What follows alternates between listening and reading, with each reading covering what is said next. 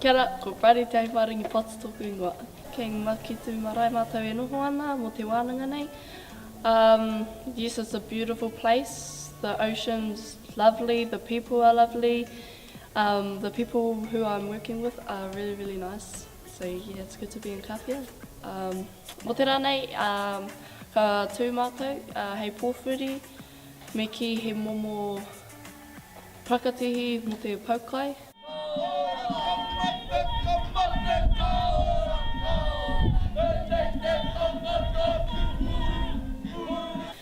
Yes, I was pretty scared before I came to this wānanga. I wasn't sure what we were going to do, but I knew tikanga and history was involved, so I was prepared.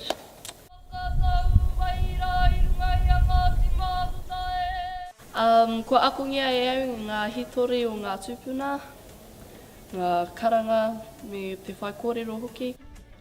Here it's a lot of mana, you have to have a lot of mana to just stand by yourself and on your own 2 feet. Yeah. Ki te rangi,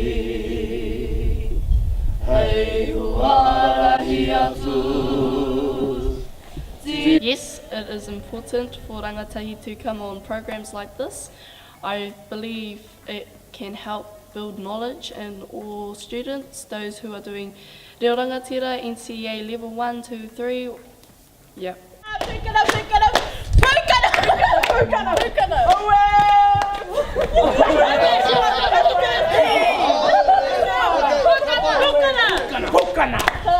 I hope I see you next year.